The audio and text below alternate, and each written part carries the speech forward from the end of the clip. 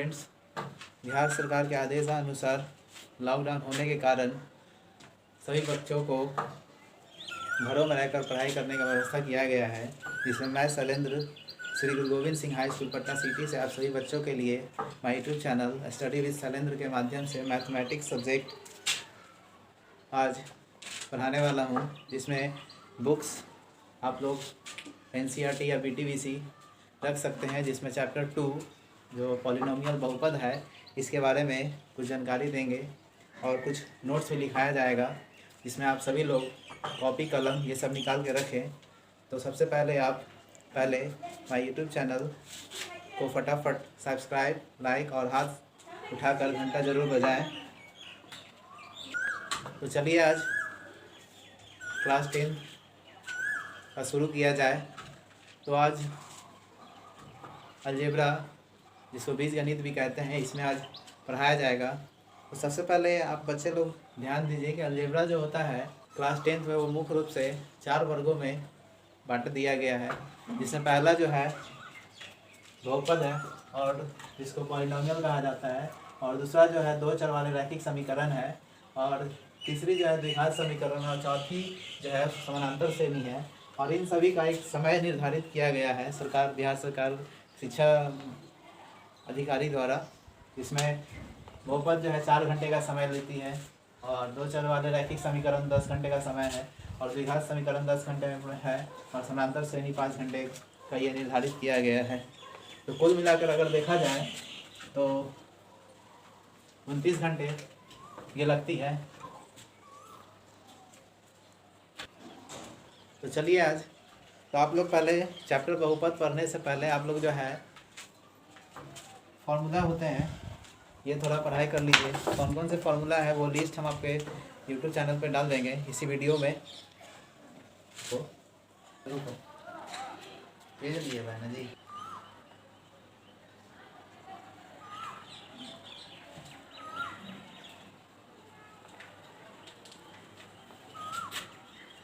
यहाँ पे बीजगणित का परिभाषा लिखा गया है, जिसमें इंग्लिश में भी लिखा हुआ है और हिंदी में भी लिखा हुआ है।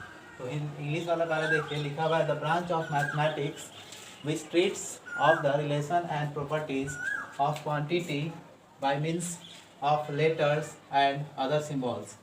और इसी को हिंदी में देखा जाए तो बीजगणित की वह शाखा जिसमें संख्याओं के स्थान पर चिन्हों का प्रयोग किया जाता है तथा इन चिन्हों या प्रतीकों में हेर फेर करने के नियमों का अध्ययन किया जाता है, बीजगणित कहते हैं। तो बीजगणित का प्रयोग बीजगणित में चर और अचर राशियों के समीकरण को हल करने में और चर राशियों के मान निकालने में, जैसे कभी कभी किसी कुछ क्वेश्चन में दिया जाता है कि x का मान निकाले, y का मान निकाले, z का मान निकाले, इस तरह से निकालने से संबंधित प्रश्न आधारित होते हैं। और इसका विकास मूल रूप से जब निर्देशांक ज्यामिति और कैलकुलस ये सब जब विकास हुआ तो बीजगणित का विकास में अत्यधिक गति आने लगी।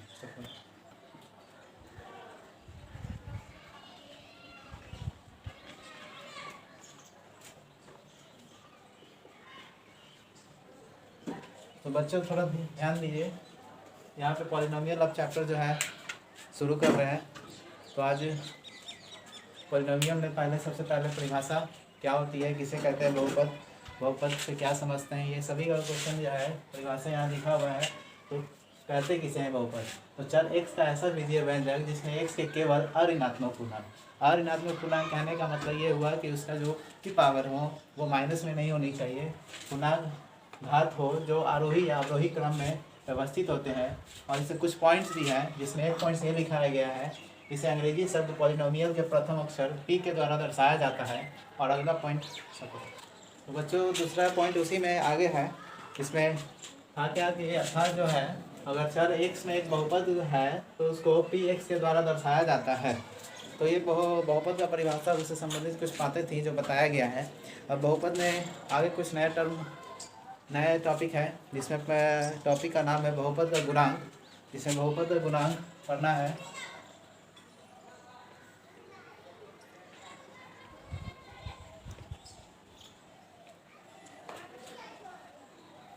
इसको इंग्लिश में कोएफिशिएंट ऑफ पॉलिनोमियल्स भी कहा जाता है। तो इसमें क्वेश्चन पूछा जाता है कैसे तो सबसे सिंपल है, कोई भी एग्जांपल रहती है, जैसे कोई एग्जांपल है 2x² और इसे पूछ दिया जाए कि इसमें x² या x का गुणांक क्या होगी, तो इसका उत्तर सिंपल है। यहाँ पे 2x² का गुणांक मीन्स 2x होगा। मतलब ये हुआ कि जिस अंक या जिस चर राशि का बारे में पूछा जाएगा उस चर राशि को हटा दिया जाएगा और उसके जगह पे जो भी बच जाएगा उसके बदले में उसके बाद वही उसका गुणांक हो जाएगा। जैसे और भी बहुत सारे एग्जांपल्स दिया जाए तो यहाँ पे बहुत सारे एग्जांपल्स हैं, जैसे 2/5 और आगे माइनस है और ये x² y है। तो अगर इस क्वेश्चन में देखा जाए तो y का गुणांक क्या हो जाएगा, आप लोग थोड़ा बताइए। तो देखिए क्या होता है आगे,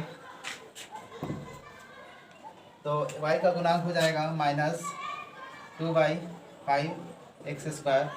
तो इस तरह से गुणांक होता है। तो गुणांक कहने का मतलब ये हुआ कि जिसका पूछा जाएगा उस चर राशि को उसको हटा दीजिए, उसके बाद जो बचा उस राशि में वही उसका गुणांक हो जाएगा। ठीक है। और इसके बाद तो बच्चों लोग देखिए अगला टॉपिक जो है बहुपद का घात।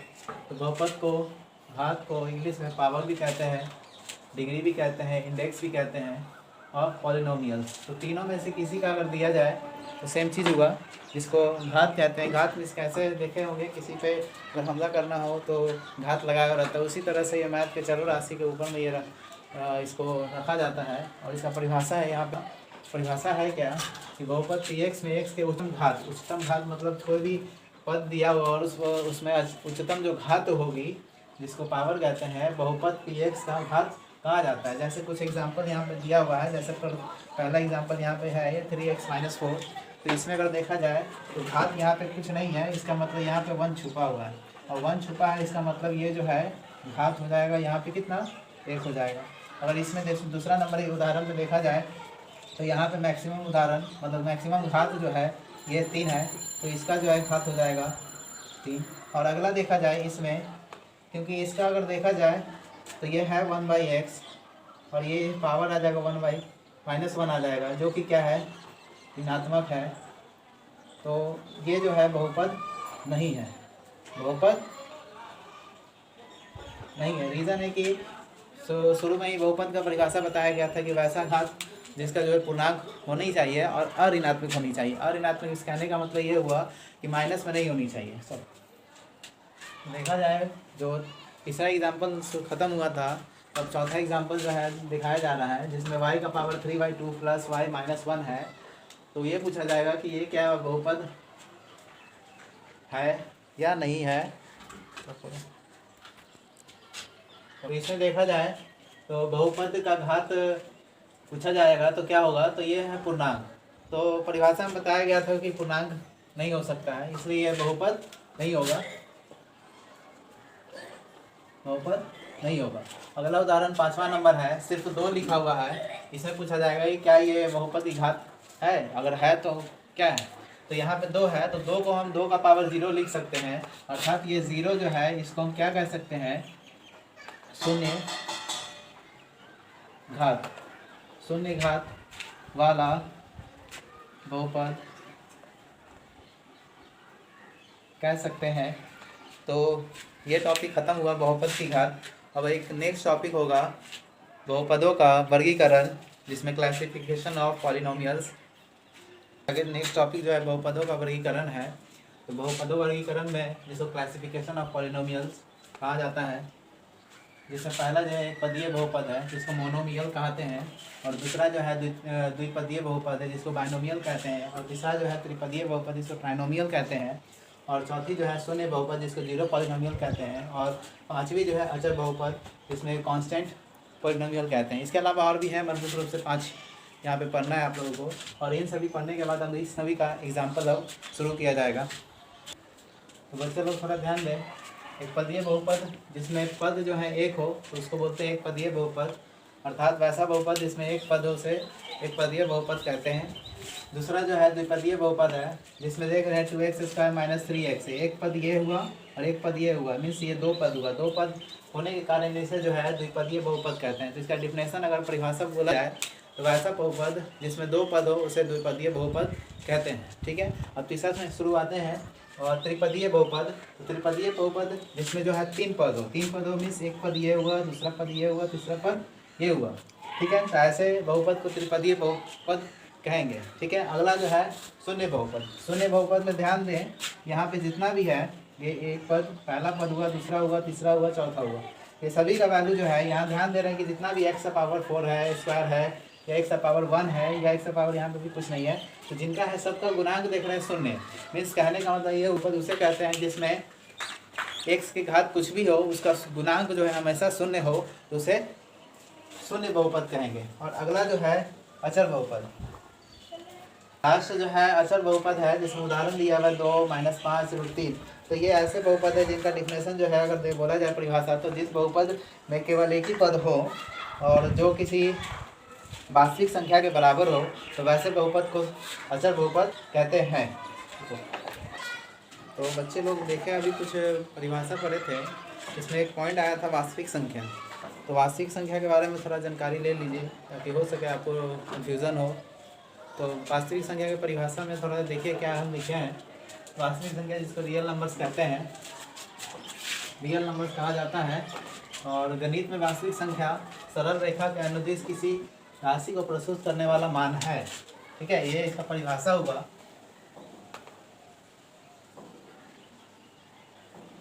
परिभाषा हुआ, आप लोग लिखते भी चलेंगे, नहीं तो वीडियो को पॉज करके रोक सकते हैं, उसके बाद लिखिए।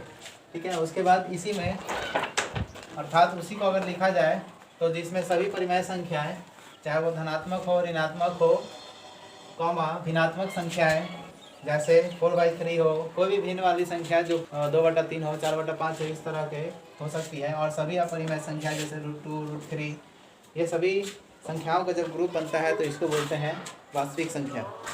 तो अगला टॉपिक जो है, और पहले एक और बात, वास्तविक संख्या जो होती है इसको कैपिटल R से दर्शाया जाता है। ये भी लिख लीजिएगा पॉइंट्स में, कहीं कहीं हो सकता है डाउट में कभी कभी डायरेक्ट R लिख दिया जाता है और बच्चे लोग को, आप लोगों को जो है कन्फ्यूज़न हो जाती है। तो इसलिए समझिएगा जब भी कैपिटल R लिखा हो तो इसका मतलब रियल नंबर होती है।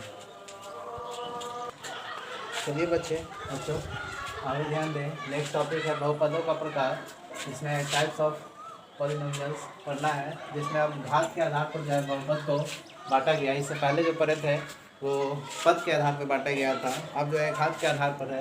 तो पहला जो है घातीय बहुपद जिसको कहते हैं लीनियर पॉलिनोमियल। मीन्स कहने का मतलब ये हुआ कि वैसा बहुपद जिसका घात 1 हो। तो यहाँ ध्यान दीजिए एग्जाम, ये x + b जो है ये एक पदीय बहुपद का व्यापक रूप है। व्यापक रूप या मानक रूप बोलिए, और स्टैंडर्ड फॉर्म कहा जाता है। तो यहाँ पे x + b, यहाँ पे 1 छुपा हुआ है, तो इसी कारण यहाँ पे घात 1 हो गया। इसी कारण इस बहुपद को बोलेंगे घातीय बहुपद। और दूसरी बात यह है कि यहाँ पे a जो है ≠ 0 है, इसलिए रखा गया है कि अगर a अगर 0 हो जाएगा तो x में 0 से गुना करेंगे तो फाइनली सिर्फ बच जाएगा b। तो b बच जाएगा तो ये कोई बहुपद, ये एक घातीय बहुपद नहीं हो पाएगा क्योंकि ये अचर राशि है। अब आते हैं दूसरे पे, द्विघातीय बहुपद जिसको बोलते हैं क्वाड्रेटिक पॉलिनोमियल। पॉलिनोमियल यहाँ पे शॉर्ट टर्म लिखे हैं।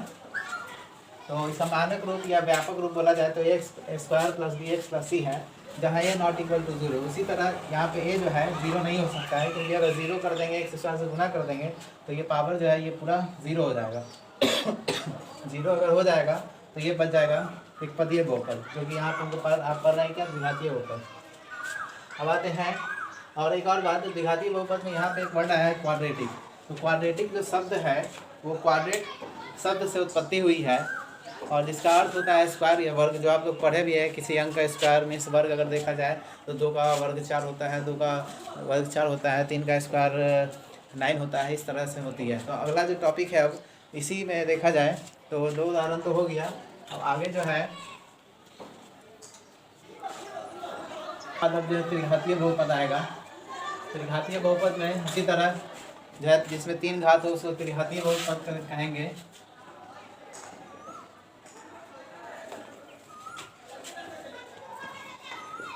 त्रिघातीय बहुपद, इसमें कहने का मतलब ये हुआ कि घात जो 3 होनी चाहिए।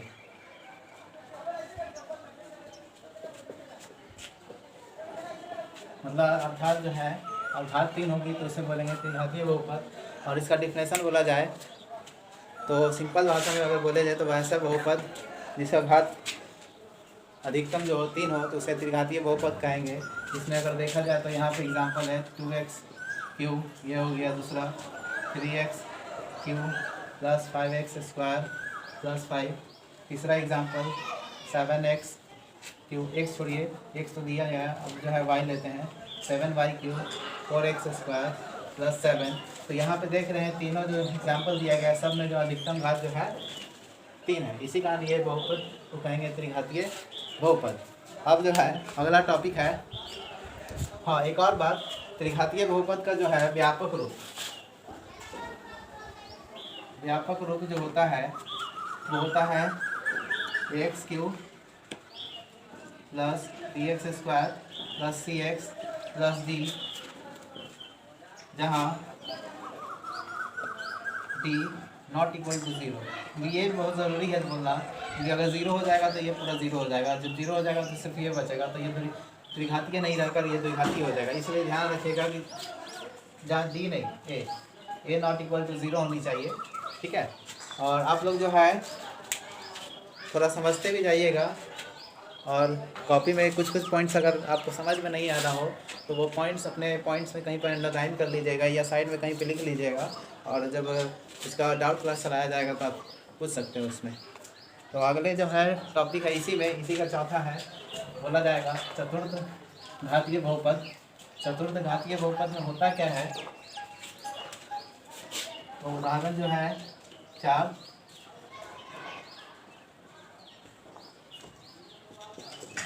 चतुर्थ घातीय बहुपद। चतुर्थ घातीय बहुपद मीन्स कहने का मतलब तो क्वाड्रेटिक